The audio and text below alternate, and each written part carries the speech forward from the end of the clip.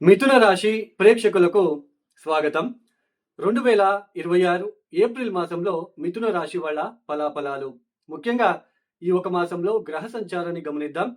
శని మీన రాశిలో సంచారం, గురువు మిథున రాశిలో సంచారం, రాహు కుంభంలోను, కేతు సింహ రాశిలోను సంచారం చేస్తూ ఉన్నారు.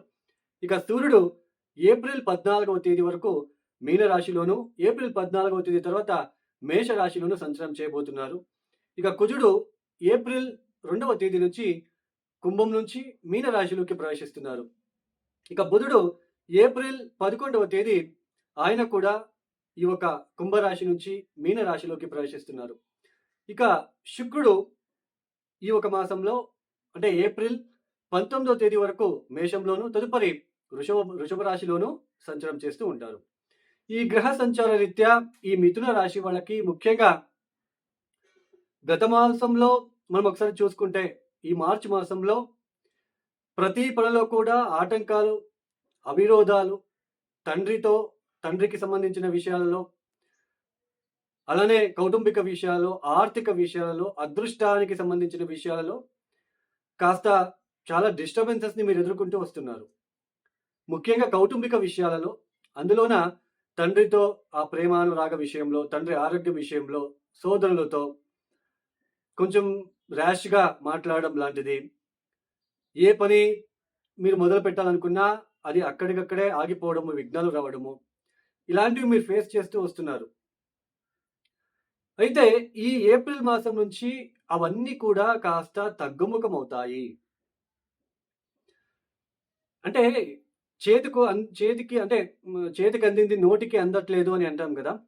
అదే చేతి వరకు వచ్చి నోటికి అందకుండా వెళ్ళిపోయింది అని. ఇలాంటివి మీరు ఎక్కువ గత మాసంలో ఫేస్ చేస్తూ వస్తూ ఉంటారు. అయితే ఈ ఒక మాసంలో కాస్త శుక్రుడి యొక్క బలము, అలానే ఏప్రిల్ 14వ తేదీ తర్వాత సూర్యుడి యొక్క బలము, అలానే ఏప్రిల్ 11వ తేదీ తర్వాత బుధుడి యొక్క బలం కూడా మీకు రాబోతున్నది. ఆర్థిక విషయాలలో కాస్త అభివృద్ధి, ఎందుకంటే శుక్రుడు పంచమాధిపతి లాభస్థానంలో సంచారం చేస్తూ పంచమాన్ని చూస్తారు. కాస్త ప్రశాంతత ఏర్పడుతుంది ఈ ఒక మాసంలో గత మాసంలో పోల్చుకుంటే. ఆర్థిక విషయాలు ఇబ్బందులు తగ్గుతాయి. మీ ఆలోచన విధానం ఏదైతే ఉంటుందో, మీరు ఏదైతే ఆలోచిస్తున్నారో అభివృద్ధి కోసము, వ్యాపార అభివృద్ధి కావచ్చు, కౌటుంబిక విషయాలలో కావచ్చు, లేదా ఆర్థిక పరమైన విషయాలు కావచ్చు, ప్రతి విషయంలో మీరు ఏదైతే ఆలోచిస్తున్నారో, మీరు ఆలోచించినట్టే కాస్త ముందుకు సాగడానికి అవకాశాలు వస్తున్నాయి. అలానే పాత మిత్రులని కలుసుకోవడం లాంటిది, అలానే మీకు మంచి గుర్తింపు రావడం లాంటిది, ఇలాంటివి కాస్త ఉండడానికి ఛాన్సెస్ అనేది ఎక్కువగా ఉంటాయి. శుక్రుడి సంచారం ఎక్సలెంట్‌గా ఉంటుంది ఈ సమయంలో మీకు. అయితే ఈ ఏప్రిల్ 19వ తేదీ తర్వాత 12వ స్థానంలోకి వస్తున్నాడు శుక్రుడు. కొంచెం ఖర్చులు, లగ్జరీ ఐటెమ్స్ కొనుగోలు చేయడము, దూరపు జర్నీస్ చేయడము, ఎక్కువ జర్నీస్ చేయాల్సిన ప్రమేయము, మంచి మంచి భోజనాలు చేయాలని అనిపించడము, మంచి మంచి బట్టలు కొనుగోలు చేయాలని అనిపించడము, కొంచెం జర్నీస్ మీద ఎక్కువ కాన్సంట్రేషన్ పెరగడము. సో ఇలాంటివి మీకు శుక్రుడు వలన ఏర్పడబోతున్నాయి. అయితే దశమ స్థానంలో ఒకసారి గ్రహ సంచారాన్ని గమనిస్తే ఆల్రెడీ అక్కడ శని సంచారం జరుగుతుంది. శనితో పాటు మార్చి 15వ తేదీ తర్వాత సూర్యుడు కూడా వచ్చాడు.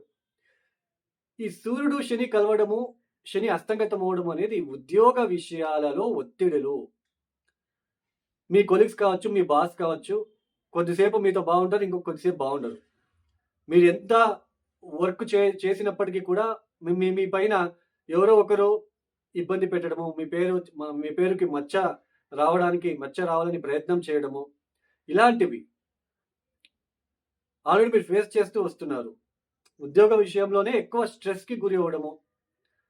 అలానే ఈ ఒక కుజుడు కూడా ఏప్రిల్ 2వ తేదీ కుజుడు కూడా దశమ స్థానంలోకి ప్రవేశిస్తారు.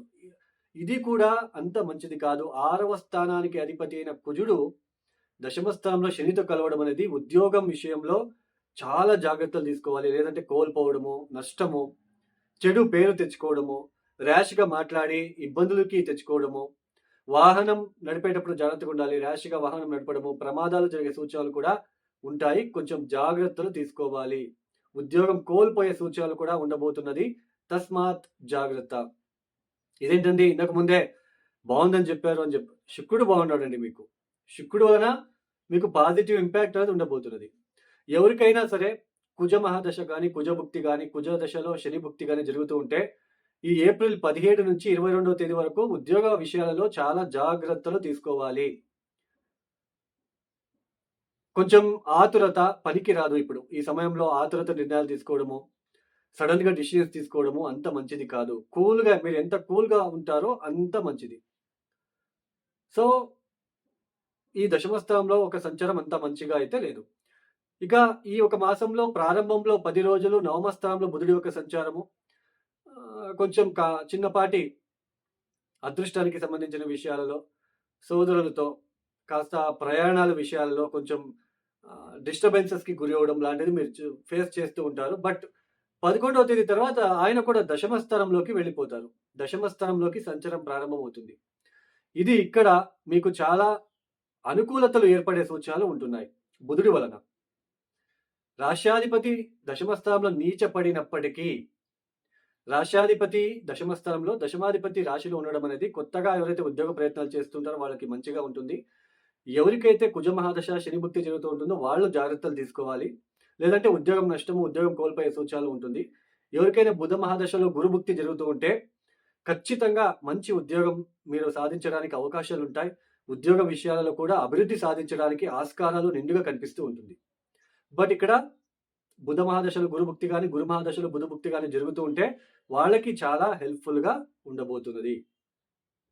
సో, మొత్తానికి ఈ ఒక మాసంలో కాస్త రెండవ వారం నుంచి అనుకూలతలు ఏర్పడుతున్నాయి. సూర్యుడు కూడా లాభస్థానంలోకి వచ్చేస్తాడు ఏప్రిల్ 14వ తేదీ తర్వాత. చాలా అనుకూలతలు మీకు మంచి మంచి ఫలితాలు, గౌరవ మర్యాదలు పొందుకునే ఆస్కారాలు ఉంటున్నాయి. బట్ ఉద్యోగం చేసే చోటు చాలా జాగ్రత్తలు తీసుకోవాలి. ఈ మిథున రాశి వాళ్ళు ఏం చేస్తే బాగుంటుంది అంటే, ముఖ్యంగా తప్పనిసరిగా గణపతి ఆరాధన, విష్ణు సహస్రనామం వినడము, అలానే హనుమాన్ చాలీస ప్రతిరోజు 8 సార్లు తప్పనిసరిగా చదువుకుంటూ వెళ్తే, ప్రతిరోజు ఓం గం గణపతియే నమః చదువుకోవడము, విష్ణు సహస్రనామం వినడము, ఇవి చేస్తూ ఉంటే ఖచ్చితంగా పూర్తిగా నెగెటివ్ ఇంపాక్ట్ కాకుండా కొంచెం పాజిటివ్‌లోకి వెళ్ళే ఆస్కారాలు ఉంటాయి. ఇక ఎవరైతే ఈ వీడియోని చూస్తున్నారో లైక్ చేయండి, షేర్ చేయండి, సబ్స్క్రైబ్ చేసుకోండి. సర్వే జనం సుఖినో భవంతు. ధన్యవాదములు. జై శ్రీరామ్.